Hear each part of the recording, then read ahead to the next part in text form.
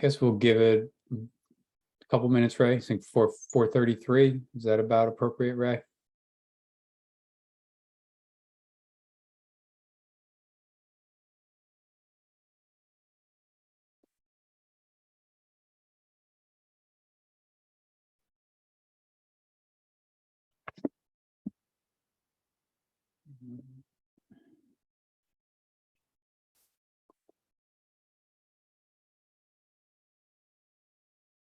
Has anybody seen the movie Where the Crawdads Sing? Mhm. Yes. I watched it this weekend, but I had read the book. Awesome. The Yeah, book was loved it. is the movie as good as the book? Because the book's Yes. really good. Really, yeah, the book was fantastic, so I'm excited. Yeah. All right. I didn't read the book. I have to read the book. I never think a movie is as good as a book because I like the written word. Yeah. Mhm. This was a good book. But the movie was very, very good. I think it's a good movie for students to watch, to see what otherness does and treating people as outsiders, what it does, what it does to people, and you don't know their story. Yeah. Yeah. I mean, you shouldn't do it anyway. Right. But I think it's really good.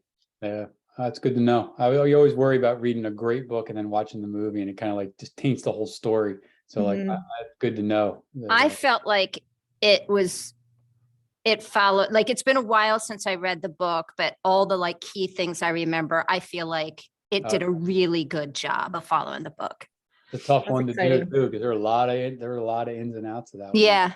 Yeah. I thought it was a true story. I went to Google and it was like, no, this is not a true story. I mean, that's how real it was. Yeah. My husband kept asking me that question. It's like, I don't think it is. No, yeah, pretty sure it's not. Real area, I think. Yeah. Mm-hmm. Real scenario. Yeah, possibly. Yeah. Scenarios. Yeah. Oh, All right, well, let's get started. Okay. All right, so I'm gonna pop up the agenda on the screen.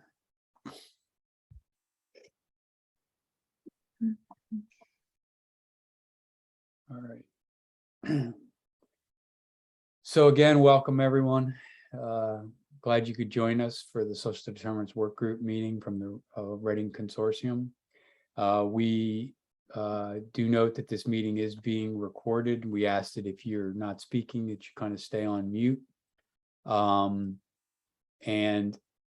at this point, for those who are in the work group, if you could do a roll call by typing your name in the chat as present, and we'll see where we are with a quorum, because we have some business to conduct if we have a quorum.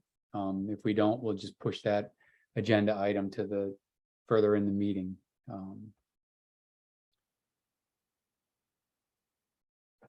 Yeah, I think we may need to move the minutes back till we have a quorum if we get one. Right, yeah, we were short. Oh, actually, we got a quorum last year, Haley, but you forgot to give the minutes, so that's your fault that we're so Yes. far behind. I don't mean to bring it up, but I do recall that, I think vaguely. We eked out a quorum last time and we just Yep. didn't give the minute. All right, so let's get started. Let's see what we have here on the agenda today. This meeting is obviously the meeting minutes. We're going to delay until we have a quorum, and we'll respectfully interrupt Katie and Nicole as they're presenting if they're at that point and we have a quorum, and likewise myself when I'm preparing a little bit of my update. The meeting today is really designed to give the Social Determinants Work Group an opportunity to experience a data dashboard focus group with the next iteration, or with the latest iteration of what the dashboard is looking like, from Katie Samuel from DSC, with support from Nicole Priest, who have been the two leads on the focus groups that have been ongoing. Ray, did you want to tee up like what we've been doing with the focus groups, or Katie, does that get embedded into your conversation? I wasn't sure where we were with that. I think it's best for Katie to do that. Also would like to recognize Adrian Peoples is joining us this evening as well.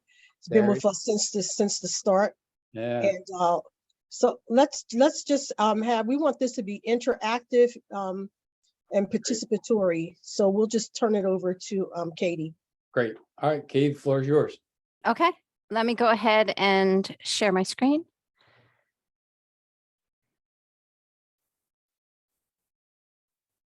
Hang on a second. Um,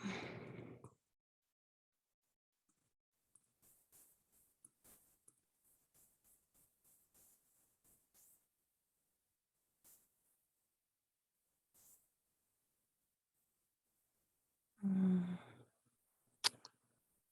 Let's see. I think it's this one. Give me 1 second to get my act together here. And close out. There it is.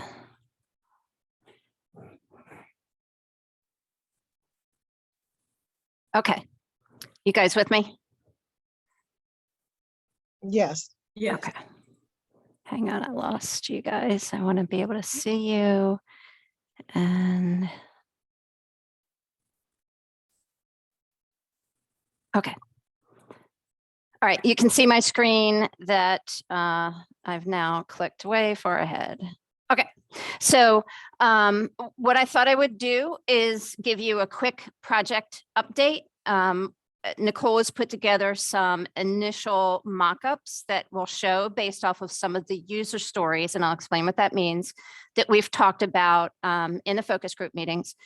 I want to spend some time working on doing a purpose activity today, which is really kind of get at the words that we might put on the homepage of this website to really get at the purpose of what the dashboard should be. If we have time and if I feel comfortable, we'll go ahead and do a tagline activity too. But we'll see where we are after the purpose activity. Good? Okay. So we have completed, and I have this in quotes, the requirements for the first iteration of the dashboard. So what that means is that we've had the focus group meetings have really talked about what should this first design look like for the dashboard, that so that we can get it off the ground. And the main guiding principle of what goes into this first iteration is that the data is relatively easy to get, and we're not asking the LEAs or the schools to change any processes or do any data collection outside of what we can already get our hands on. So we've really tried to focus the conversations around, do we have that data? And if we do, what is the purpose of that data? We have a meeting with Adrian after Thanksgiving to talk about the data source. So in some cases, DOE may have the data. In other cases, DSC might have the data. So we're going to kind of get into defining exactly where the data would come from for the dashboard. I believe that we also have consensus at this point as to the definition of the city of Wilmington. I think the next steps is to get like final okays from the powers that be at DOE to kind of move forward with the work that would need to be done to identify the city of Wilmington kids in what's called geocode. So when a student is entered into eSchool, they're aligned with a plan area that says, that basically says where their geographic location is in the state of Delaware. So so hopefully we can kind of start moving in that direction, because without that data, we have no dashboard for this project. So we have to have that data. The next big steps is for us to put together mock-ups based off of the user stories that we've defined in our focus group meetings. I will also be creating a requirements document that pulls all of the details about what should go into the dashboard, into the document. So the two primary deliverables are going to be the requirements document and the mock-ups that are kind of in a prototype, so you can kind of get a feel for how to move through the system. Any questions? Okay, cool. All right.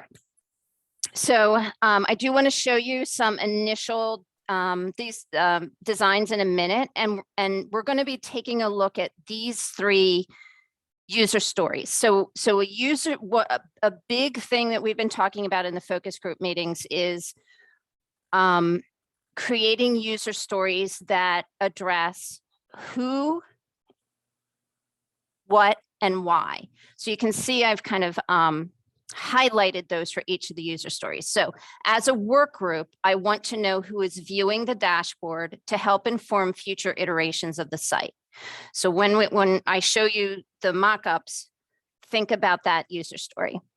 The second is, as a work group, I want to communicate the clear purpose of the dashboard so that visitors know how the dashboard should be used. And we'll also add on to that not used, but we're not going to deal with that today. And as a work group, I want an About Us page so visitors know how the dashboard has come to be. So the mock-ups will kind of dive into that, and then we'll get into doing an activity around the purpose.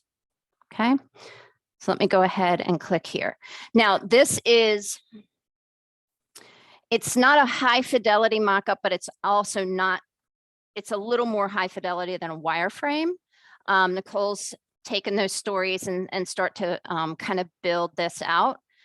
This is not a developed application, though. Sometimes people think that when we have mock-ups that's actually a functional working application. It's not. It's just to kind of take those stories and start to develop what things will look like. Okay. So remember that one of the stories was, hold on, I need to bring it up. As a work group, I want to know who is viewing the dashboard to help inform future iterations of the site. So that's what this is. So there was conversations about should we have visitors to the site do a subscription type of entry into more information. And there was some concerns about that creating a barrier. So Adrian actually had a great idea to just make it simple and just say, tell us who you are, but no names, no email addresses, that sort of thing. So this is kind of capturing, tell us who you are. Are you a parent, a student, a community organizer, a educator, a policymaker, that sort of thing. So those will be the options in this dropdown, and it'll be optional. So we wanted to make sure we weren't like artificially inserting any kind of barriers to people actually wanting to take a look at the site. We good? Okay, so we see how that one user story addresses that little pop-up there. Okay. Okay, so I'm just going to kind of go through this mock-up real quick, and then we'll come back around to do the purpose statement. And let me make this a little bit bigger so you guys can see it. Nope. Okay, is that better? Bring this down just a notch there. Okay, so so the top part will have menu options to the bigger areas of the system. We currently have this title. These are all working titles. So just, you know, these will, in the focus group meetings, we'll refine these, we'll wordsmith them to make sure that they're actually communicating what you want them to communicate. So there'll be just the name of the dashboard, a tagline, and then the goal. And like I said, we'll circle back around for that. Okay. And then the other story that that we want to kind of just highlight is about us. And so we have just quick little links here. This will eventually be one page that it'll just go to that. And so we'll have to come up with the words for all of this as well. Good. Okay. All right. The other thing is there are buttons here. So Explore students will take us to the charts and things like that we've defined in the focus group meetings, demographic information, attendance information, assessment information, that sort of thing. And then Explore faculty will take us to pages that are related to who are the adults that are educating City of Wilmington students. Okay. We'll also have a section here that defines who the City of Wilmington students are. We'll need to wordsmith that so that everybody's clear. And then we also talked about having like, here's how you should use the dashboard, and also here's how you shouldn't use the dashboard, because we don't want people to make big sweeping decisions about things based off of the initial iteration. There's also been conversations about it's not, shouldn't be used to, you know, as a research tool necessarily. Like if there's research that needs to be done, that should be done by people. It can't answer research questions, kind of thing. So we want to kind of wordsmith that, kind of say, use it for this, don't use it for this. Make sense? Okay, cool. All right, questions so far? Okay, so we're going to jump into an activity about purpose. Okay, and Nicole will help as we get. So what we want to do, can everybody see? Let me make this a little bit bigger. Okay, so I stole this, it's too big. I stole this wording off of the Reading Consortium page, which I felt like at some point there was conversation about this, and I thought that it would be good to include it here. So I'm going to read it just in case everybody can't see it. Educational equity requires safe, secure, and student-focused learning environments where every student is intentionally provided access to the support, resources, and opportunities they need to reach their full academic and social potential in and out of the classroom. So I think the next section should be the dashboard addresses this in some way. Okay, so what I'd like for us to do is think about that statement and take about 5 minutes and write down how you think the dashboard addresses that statement. Is everybody good with that? Okay. So I'm actually going to put a timer on because 5 minutes is going to seem really long.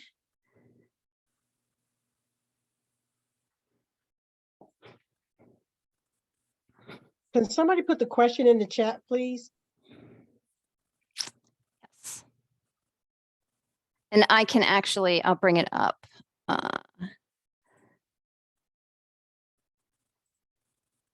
It's right here.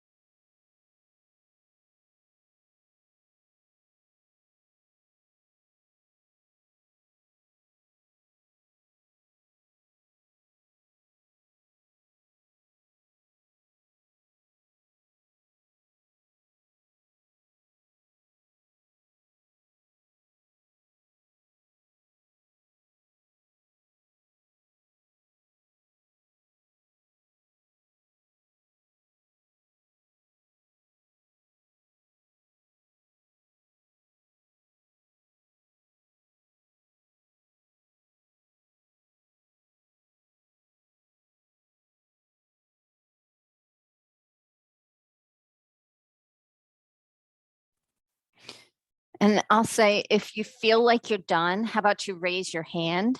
Put your hand raise up, so just so I know we won't take the whole 5 minutes if everybody's done thinking about it. This is Roger. My brain definitely does not work like that. I will not be done in 5 minutes. That doesn't surprise me, Roger. Roger, we're just glad you were paying attention that you only have 5 minutes because we know that you run Yeah. longer. Yes.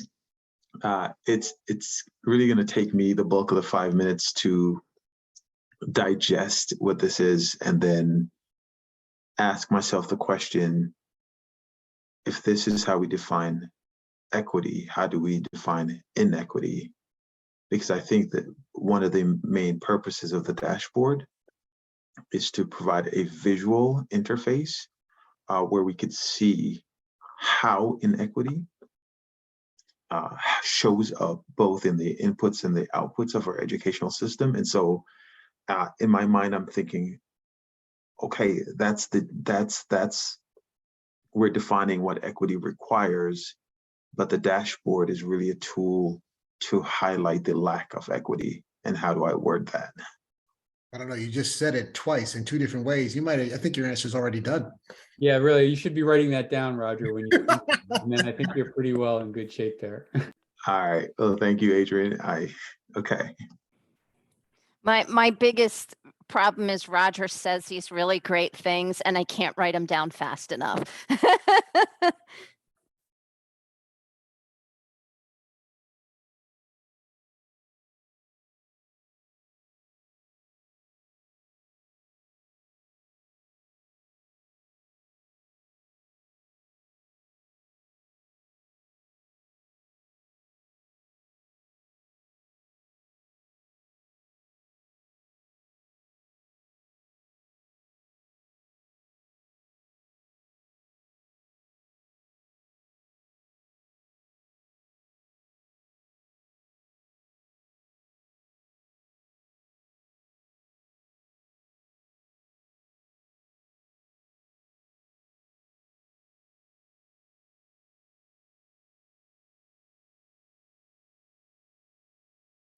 About 45 seconds left.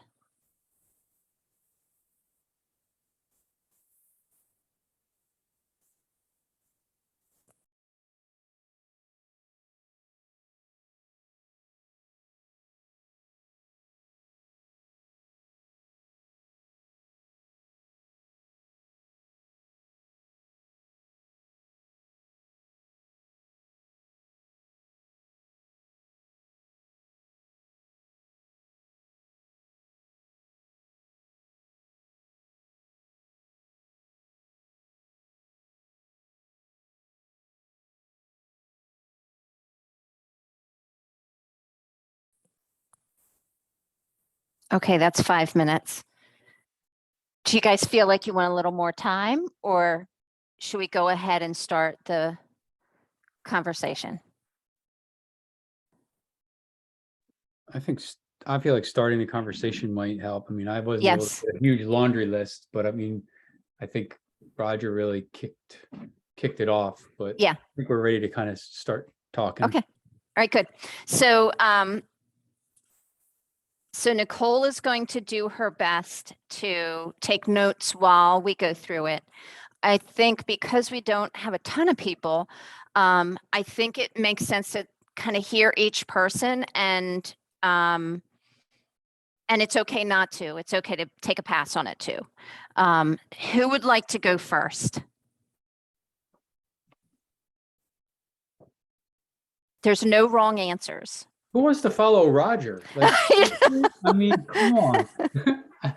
I'll take one for the team and throw up something. Yeah, sorry, Roger. I'll throw out a I kind of was jotting down the dashboard supports the goal of the Ready Consortium by providing stakeholders student outcomes and school habits from the lens of residents within the city of Wilmington. Like I was really trying to capture, like this is an opportunity to see students in the city of Wilmington's performance in school as measured through the different metrics that you guys have on there. So I was being a little bit more just kind of like stating what the tool is actually going to provide to lend to the conversation.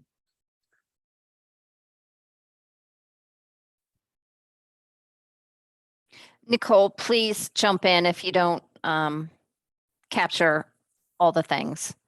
No problem. And some people are actually putting it in the chat, so I'm just copying and pasting from there. Yeah, good. Okay, And we'll be able to get a copy of that chat, I believe, too, if we miss anything, Nicole, in the chat. Yep. okay, good. All right, who would like to go next? I'll take a shot now that I'm not first, Katie. Okay, Mark.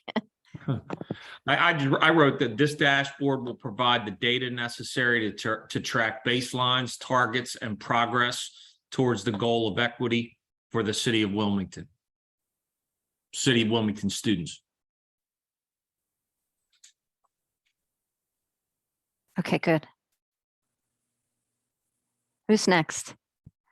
I see Dawn has her hand up. Go ahead, Dawn. Where I don't even see Dawn anymore. Oh, yeah, there Sorry, she I'm is. driving, so forgive me, I'm driving home.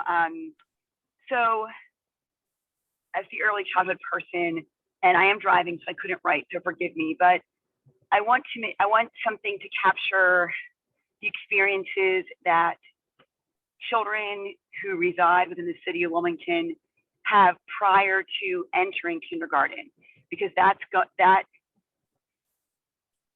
we need to show what kinds of services, opportunities children are receiving before they ever go to required public schools.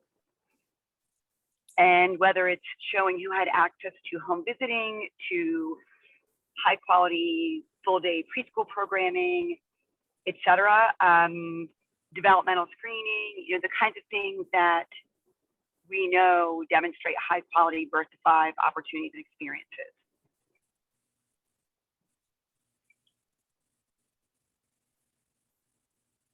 And I can put, I don't know if I want to go too deep, but when we look at, for example, like the Hechinger report that shares that the certain kinds of experiences that if children have these experiences prior to kindergarten, they're much more likely to be successful kindergarten and beyond.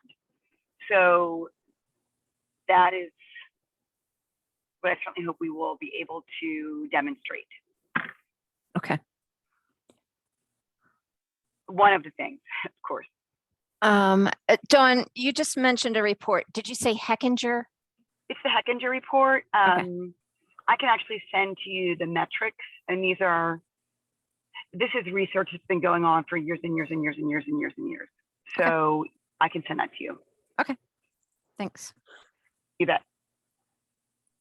All right, who would like to go next? This is Tamara. I can go. I put it in the chat. I don't think I really said anything too differently that's already been elevated. But I started to add a second sentence. So one, like what it'll attempt to do. And I kind of midway through stop of adding a second sentence as to by elevating these trends, I feel like we should add something too of like why this matters for us to collect this data, not just saying like, yes, we know we want to track the progress, but just making it plain. But I don't know if it's the end of the day, I couldn't finish the thought. It's probably something really simple that we could add at the end, but. Did you put that in chat as well? Okay, yeah. Perfect. Yeah, the entire statement is in there. Okay, all right, good. I like the why it matters part. So even if we don't get to that today, we can certainly get to it in the focus group meetings. Okay, anybody else? It's me Go, again. Roger. And again, I put it in the chat, but considering the conversations that we've had in the work groups, and it's not limiting ourselves to outputs in terms of student performance, etc. But I want to be able to capture that one of the goals is to understand the context, given that we're the social determinants work group. I want us to have language that says like we're not just looking at the inputs and the outputs, but we're also understanding the interactions of those the socially determining context, or the social determinants, or the lived context, the lived experience. I don't really have the language that I would finally use, but a big goal of this is to understand that what we're seeing in terms of outputs is not disconnected from the community variables, the socially determinant variables. And so however it is that we can articulate that, I'd like us to capture that. Okay.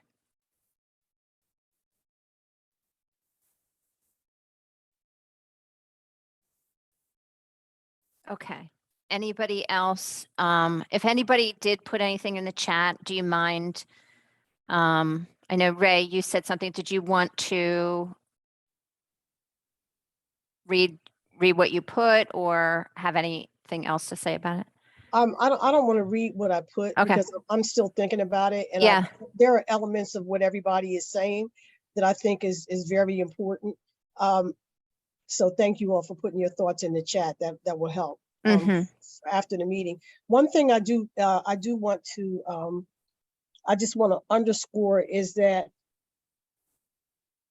very often people speak of students and Wilmington students in particular as though they're not human beings.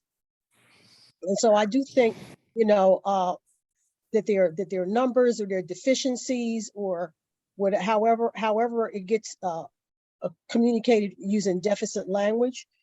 So I think that the statement should include, among the other things that have been stated, that it's attempting to humanize Wilmington students, or to tell their stories in a way that haven't been told before. I think, Ray, I agree. I think one thing that I'm trying to grapple with in my mind is like, this is the first this is a first to compile student focused data for students who reside in the city of Wilmington. The purpose of this dashboard is to actually start bringing that information together to be able to have the conversations around what Roger described. Like when Roger was talking there for a minute, I was like, he's talking about the context, but we could never really have this context before because the students in the city of Wilmington, the data was never aggregated in this manner.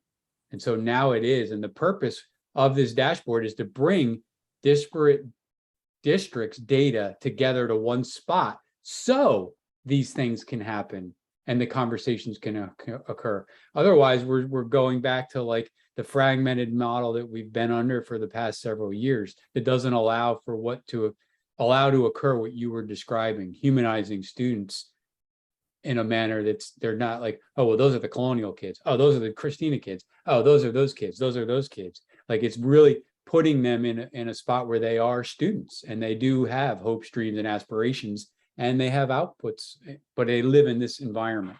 So I think that to me it's part of the purpose is to bring this data together in this manner and make it accessible like this. It has never been before.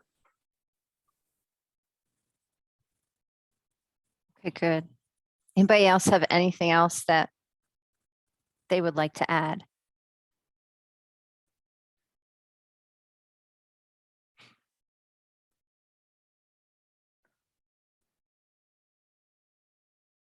Okay, so I think what we'll do, I wasn't sure exactly like how this activity would play out, but this is kind of where we are in the process, is like getting words to get, like, to me, this is the hardest part, is like, what are we trying to communicate to the public about what this site should do? The graphs and the data, like for us, that's easy, right? But the real, like, what message are we conveying with this site? So, so I think that what Nicole and I need to do with this is kind of read through and see what words are coming out that maybe best or repetitive, like each of you said something about that or something, and then come back in the focus group. We have a focus group meeting on Thursday and say, okay, this is what we parsed out of this conversation, because it is a difficult thing to come up with those words. And then we'll get a master wordsmither to put the right words together for it. Is everybody comfortable with that? Okay.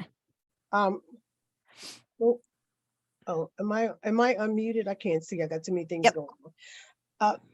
So I don't know if we ever had the conversation around specifying the range of ages, because in all of our conversations, we did acknowledge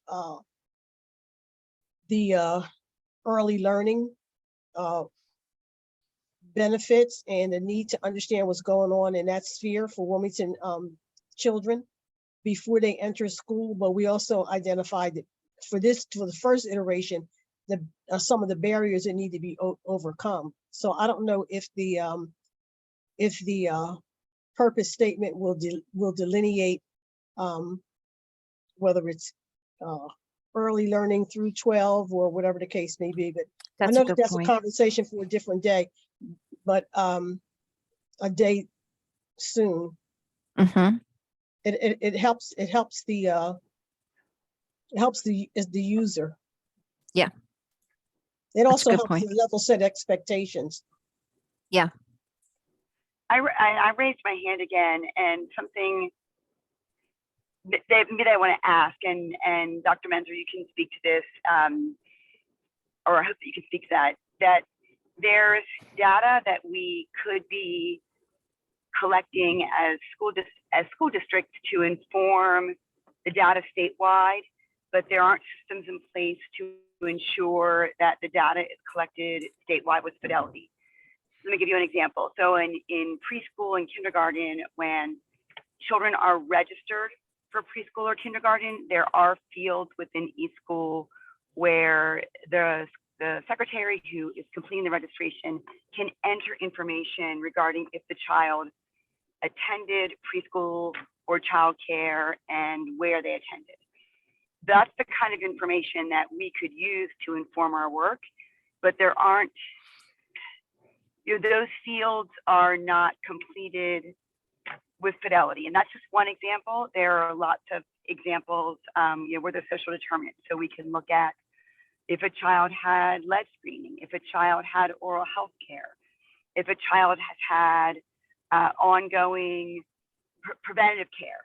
But there are things that we could put either in health accounting or in eSchool that we don't do as a practice in all of our schools, either when children are first registered or throughout their time in preschool through high school. So I'm hoping that that can be part of our conversation as we talk about a data dashboard, because there are opportunities to collect data throughout our schools that we don't yet, we just don't capitalize on those opportunities as we could. And I see, Ray, you're asking a question, but I can talk, but I can't really read it. I see your name popped up. What was the question, Ray? My question is, are the fields not completed consistently? Is that what you mean when is a lack of fidelity? Or what? I would say so. So within eSchool, there are fields that we have to complete. So a child's name, address, birth date, a name of parent or guardian. If there are any, custody, if there's any custody information, those kinds of things, a parent email, cell phone number. So those things we absolutely have to complete. But then there are other fields that are there that just as a practice, some, whether it's schools or districts, complete that information with fidelity. And if a parent submits a data card, we call it a data card. So on the data card, when a family registers a child, there's a space that says, does your child have a dentist? And if you check yes, what is the name of your child's dentist? In some schools, our front office makes sure that if a family leaves it blank, they're asked, does your child have a dentist? Oh, you forgot to fill out this part. If they don't have a dentist, then they're asked to write, no, my child doesn't have a dentist, or something like that in the box, rather than leaving it blank. But those are the kinds of things that we could utilize. I mean, we are the social determinants of health. So we know it's access to home visiting, it's access to all kinds of healthcare, it's access to, we could be asking families if their child participated in a WIC. We could ask families, just so many different questions. So I don't want to go to WIC. I'll go to what we already asked. We ask if they attended childcare, and DOE spent a lot of time pre-pandemic creating a drop-down menu. So every secretary in every receiving school could enter if the child attended childcare or preschool and where they attended. And then post, when we were still in pandemic, but we were really making an effort to do that, at least in Colonial. We were piloting adding that information upon preschool or kindergarten registration. And the hope was with the preschool development grant that that information would be added in all schools statewide, because we really want to know if a child care or preschool is a 5-star preschool, are those children, coming to school quote unquote ready? That was one area of data we were trying to review in the early learning world. But then we didn't get to implement that data collection with Fidelity. So it would be beneficial for look at what we can enter through Data Service Center, whether it's iTracker, that kind of information, or what we can enter through eSchool or through health accounting that's already there that can be entered. And are we entering that information statewide in every school? And if not, what can we do to make sure that information gets entered? And then look at what gaps there may be.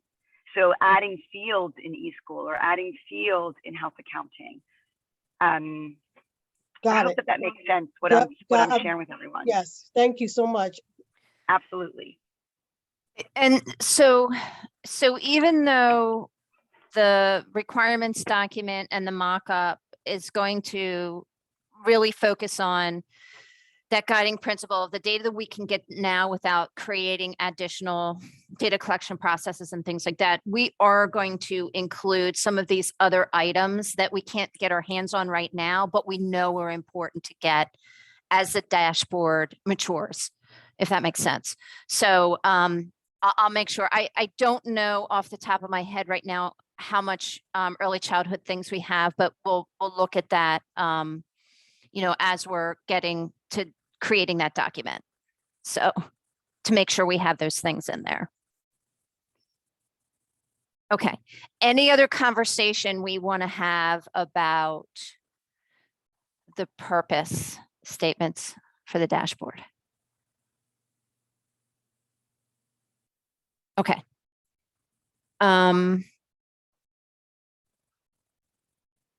Like I said, Nicole and I will compile this and then we'll address it again in the focus group meeting coming up, and then we can share that out. We can have Haley pass that around once we wordsmith it. Everybody good so far? Okay. I feel like, again, I'm not sure if I have mixed feelings about doing a tagline conversation, but let's go ahead and give it a shot. When we first kind of took this project on, Donna, who was our designer, she came up with this tagline, just to have something as a placeholder. If we feel like understanding the city of Wilmington students through an equity lens is a great tagline, and we're all okay with it, then, that's what we'll put on there. If you feel like it needs some work, then we can run through these questions of like how will this site be different than other education dashboards? So we can kind of get at like, what is the thing, the tagline that, kind of really sums up what we want the people to think about the dashboard. Or we can say, we don't need a tagline. The purpose statement is enough.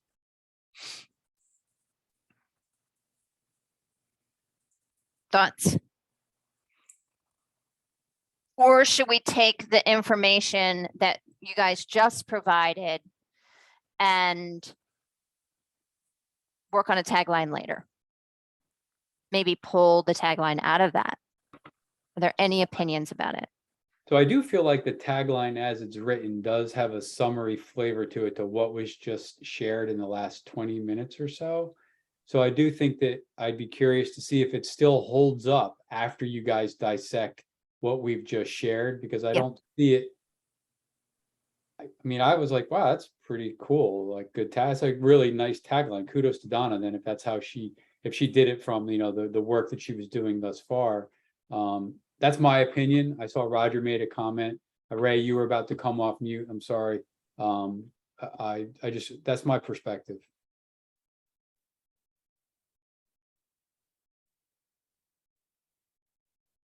Looks like most of the comments are, it's a good enough tagline. I think it's a good enough tagline to work with. Yeah. I'm an artist, so I think that, it could be I think it could be a little bit more compelling. And some of the, I just think that, and I don't want to wordsmith, but understanding is hanging me up. Mm, Mhm. But if it just said, City of Wilmington students through an equity lens, does that change? A drop in did that substantively change the tagline? Do you really think that we're going to is the goal to better understand City of Wilmington students through an equity lens? Because if that's the goal, then this is fine. I think, Ray, like you said, it is your artistry sense does lend something to the possibility of it sitting just plainly as City of Wilmington students through an equity lens. I think it's something to definitely consider. I don't think it necessarily changes what the work we're trying to do, because the purpose, as we just saw, we're going to have different audiences. We're going to be talking about what to not use and use it for, and understanding is like one sliver of that. If you really are considering all the different variables that are going to come to bear. Adrian, do you want to come off mute? That's what I thought, Terry. I don't want to come off mute, but I am going. I called you out. right, because I agree with Ray that the statement that you put in the chat is probably worth discussing. Yeah, look, I think after Katie and her team wordsmith the feedback that you've gotten from the first exercise, I don't think understanding will be the verb that comes out. Yeah. Agreed. It's Yeah. quite highly likely based on the conversation, but Yeah. But that's a good step, though, to kind of get to the verb or to the action. Yeah, I think it's short enough because you don't want the tagline to be too verbose. Right. So the length of it, I think, is good. The phrase "through an equity lens" gives me insight into what kind of visuals I'm going to see. So I'd be curious, is after we do the work on the goals, if the tagline still has equity lens in it, I'd love to come back to the tagline after we see the visuals to confirm that that's exactly what we're doing. Yeah. And Dr. Lawler puts a note in the chat. Did you see that? So I know everybody's not a chat reader. I am. Support. Where are you, Dr. Terry? Yes, I just threw supporting as an option, because the outcome is that we're going to be able to tailor our supports based on the data. So I don't like understanding, but I do know, I know where it's going, but I just think maybe we can come up with something else. Yeah. Okay. So a couple of people, if not the majority of people that are actively in the discussion, have suggested that once you look at that the tagline emerged from the purpose statement once you've had a chance to take a look at all that. Yeah. So I think we're good So- kind of leaving it here. Yeah, I think we're okay for now. Okay. We all understand what one another's point of view is at this time. Okay. Can I just add one thing? I agree that we should finalize the tagline after the purpose statement. But I also just want to, I guess, highlight the idea that we're not only trying to understand, I know we're going to remove that word or revisit that word, but understand students, but what they're experiencing that leads to the gaps and inequities that we're seeing. So, yeah, we're not just understanding the students, but what are they experiencing? What are the inputs that lead to what we're seeing? And so I hope that can get captured too, that we're not just looking at kind of the students in terms of performance outcomes, but what they experience and what are the inputs that impact those outcomes. Mm-hmm. Thank you. Okay, that's all I really had planned for today. Do you guys have any questions for me, or can I twist everybody's brain at 5 o'clock on a Monday? Katie, I have a question. Yeah. So the data that's going into the dashboard, so I put in the chat, and I hope what I said, everyone, I hope it makes sense regarding systems that we're underutilizing.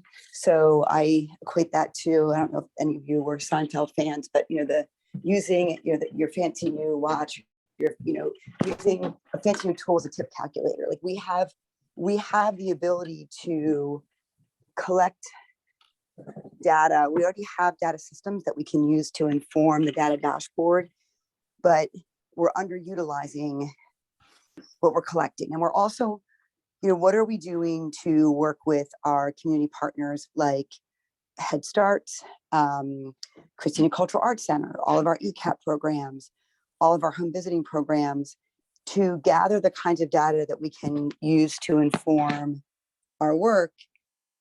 So I have a question I would love to know what where is the data being collected, or what are we utilizing? So Dawn, Yes. we've been talking about this for quite some time. This is iteration 1 of the data dashboard for the equity dashboard. We're building this dashboard currently, iteration 1, off of data that's readily accessible in Data Service Center, where we don't have to require anybody outside of DSC to pull data to help us build something. So we can get something front and center, public facing. We don't have to rely on secretaries going back in and doing, inputting their pre-K programming, or we don't have to wait for somebody to contact Head Start to get information updated.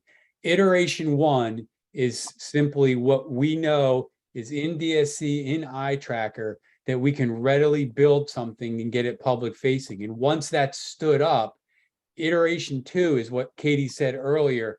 Then we can start going after exactly what you described. Actually, Right. It's going to be saying, okay, we have this field in eSchool that we're underutilizing. Let's get who do we need to get on board to make sure everybody's inputting their pre-K program or whatever it may be. So Sure. The next iteration is really what you are talking about, because we are going after stuff that's like actually available right now. We don't have to rely on principals and secretaries to input data when we know their day job is already all consuming. And to do this is going to be, by the time they got it in, we're moving on to the next iteration. And it's like, well, wait, what are you guys talking about? So I think I definitely agree with exactly what you're saying, but it's the next iteration. And we had this conversation, I think in the second focus group, this came up when we were talking about, exactly what you brought up. We started bringing up a lot of other data sources that were outside of DSC and how could we get them in? And we got kind of pivoted around back to this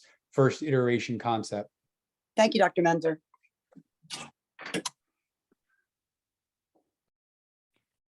Okay, unless we have anything else we want to talk about as far as, the work we've been doing around this, I'm done. Great. Thank you, Katie. Thank you. Nicole, thank you so much for your work. Adrian, thank you as always for joining and contributing and, keeping us aligned with the focus of data. Okay, back to the agenda. We get to, am I being excused? Do I get to get away from the big person table now? If you want to, it's just going to be me kind of sharing some of my conversation with UD around the profile of a Wilmington grad that they've been doing, that they're working through for us right now. We'll see what that looks like. So it's up to you. You get to decide. How's that?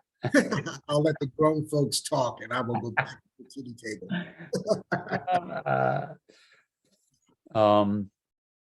So if you recall, I presented a while back about the Boost 22 effort that the Newcastle districts and VOTEC underwent this last year to get our seniors across the finish line. And I shared some of that data at the last, or one of the earlier meetings.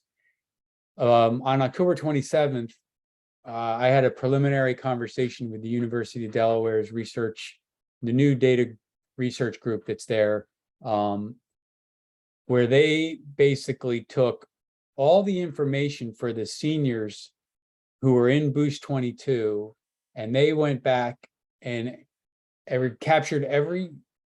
took every piece of educational data that we had on them and analyzed it to try to give us an idea of what does a senior graduating from the city of Wilmington look like, and what happened to those who didn't graduate at the end of their senior year. Mind you, this is not going to reflect 9th graders, 10th graders, and 11th graders who didn't make it.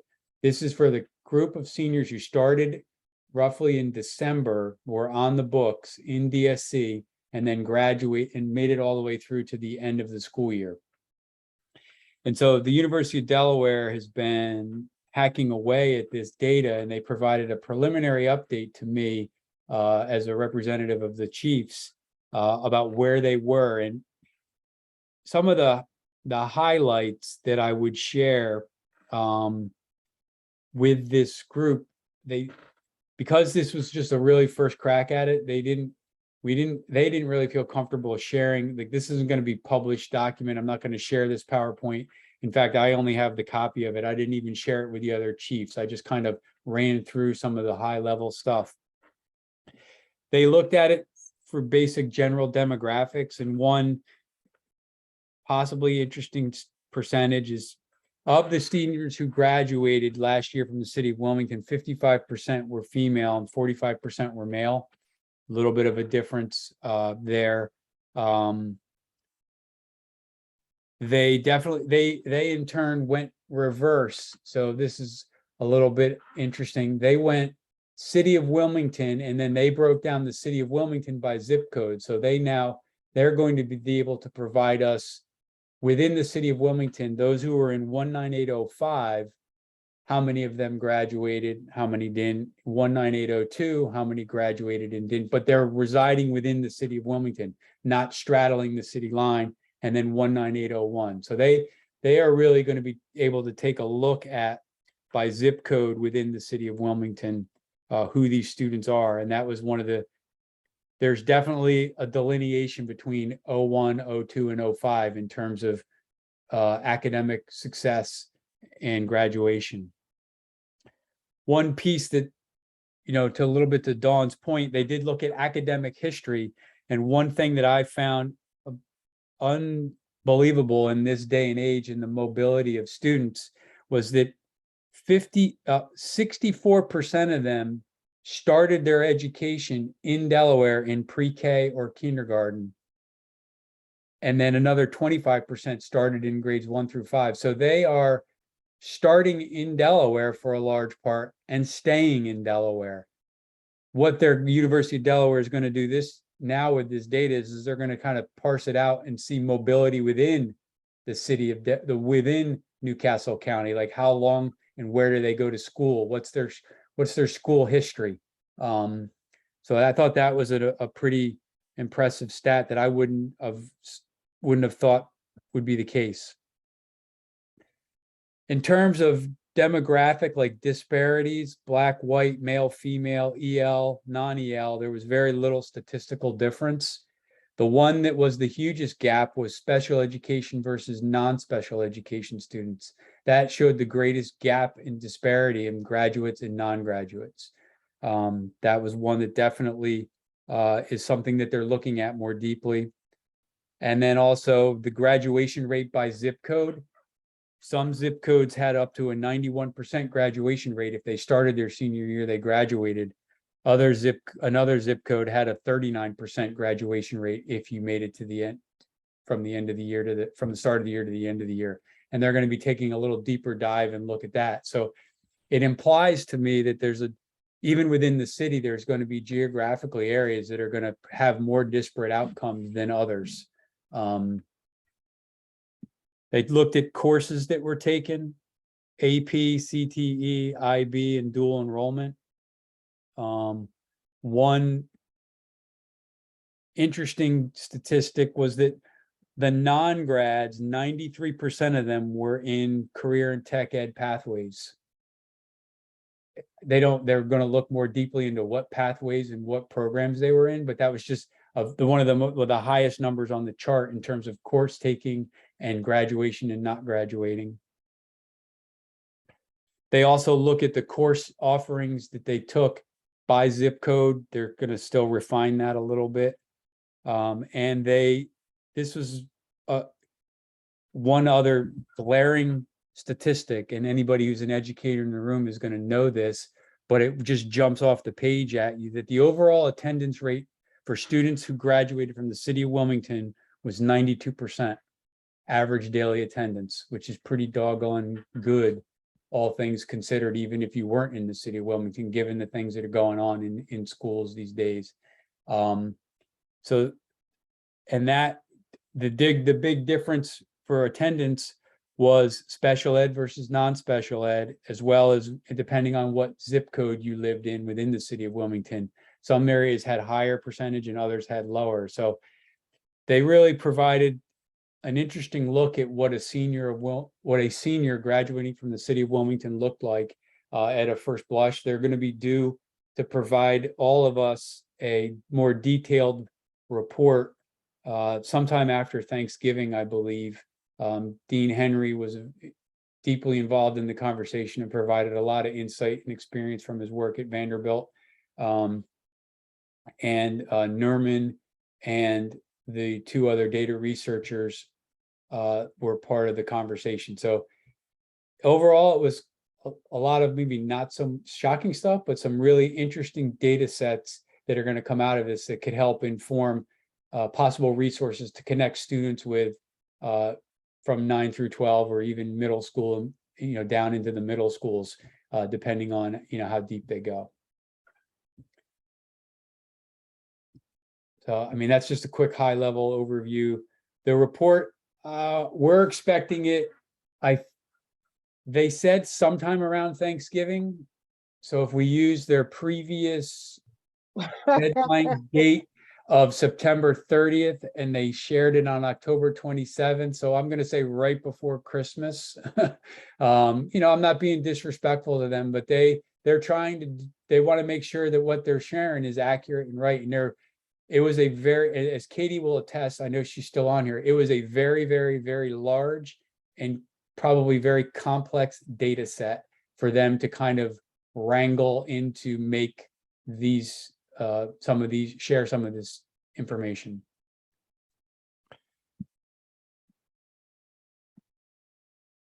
And that's really all I had. I was hoping to have more. I was hoping to be able to share the PowerPoint, but it's got a lot of things that they need to clean up before it goes live. But it was definitely a great conversation, and I look forward to them presenting to the Newcastle Chiefs and VOTEC, who they all got it. I spoke to them individually, shared the screen with them and showed them this.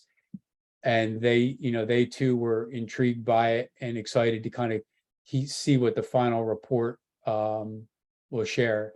So that's it for me on this one. I'll take any questions other than the one that was in the chat that I think I already answered. Yeah.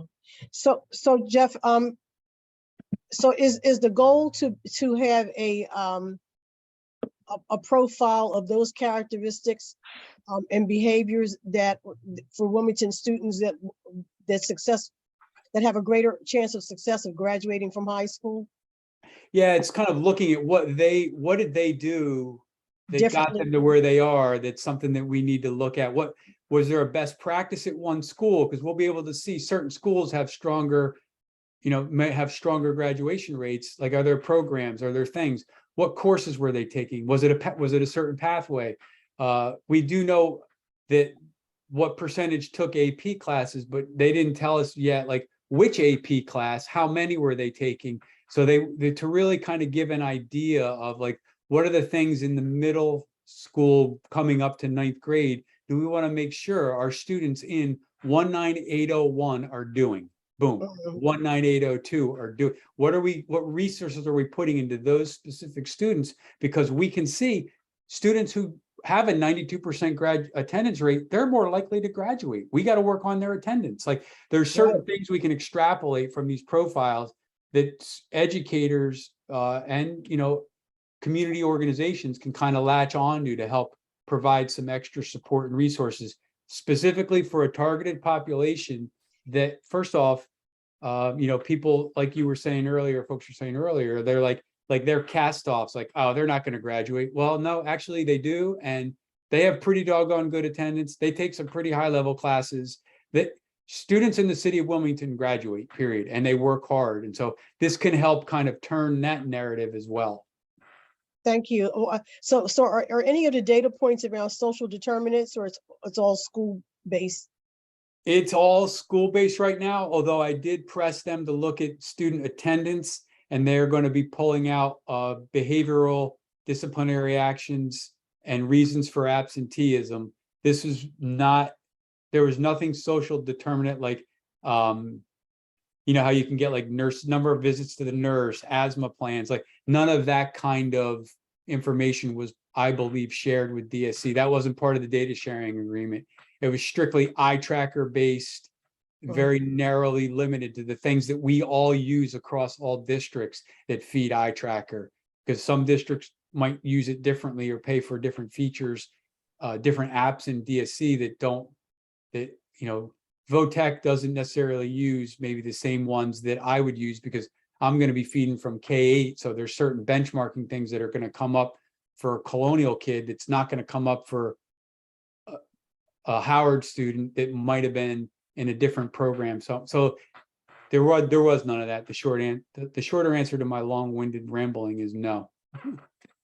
Right. But do you seek to as this gets further developed, to start to add some of that information, like family type or anything like that?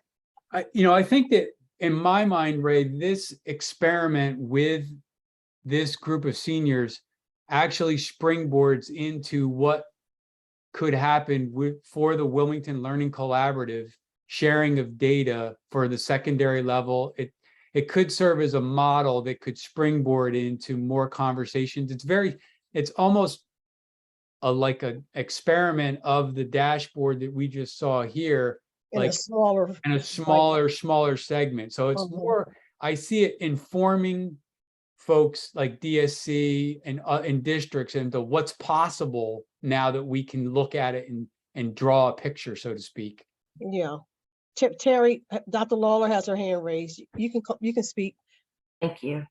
It might be interesting to even talk to a sample of the youth to find out what was helpful for them. It really sounds like you're looking at some bright spot kind of data, and often their self-reports tap into things that might be social determinant-ish. Well, Terry, I don't know if you saw it or if I thought I shared it with here, the Communities and Schools report about the graduation coaches and the students they worked with.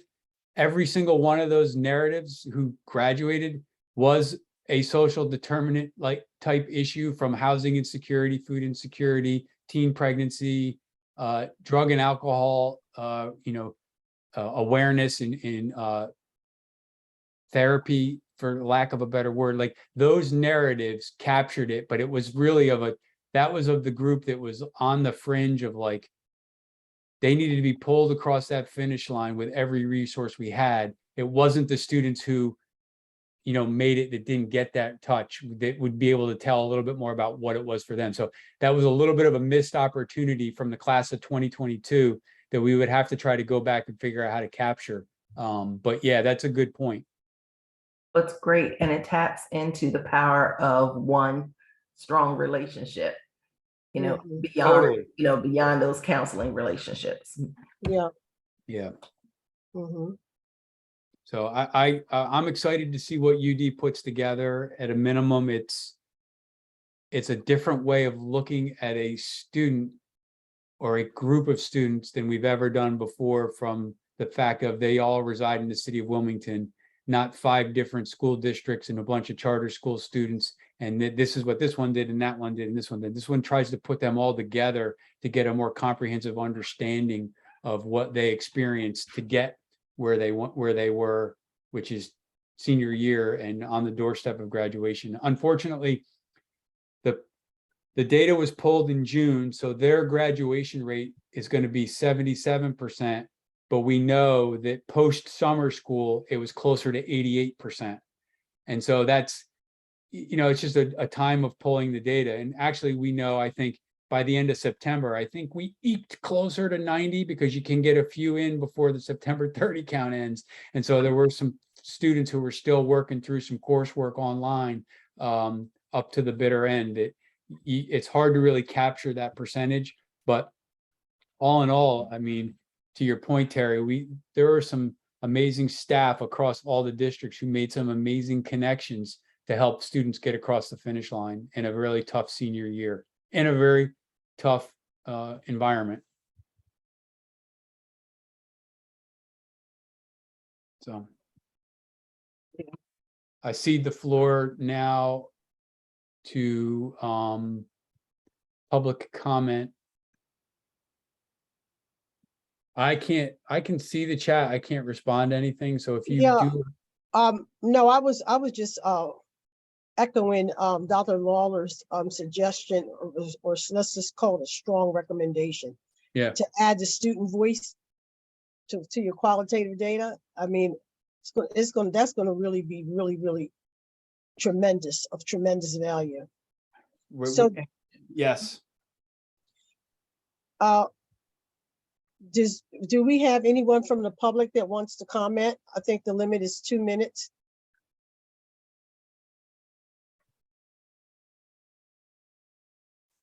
Not seeing any hands or any indication of public comment.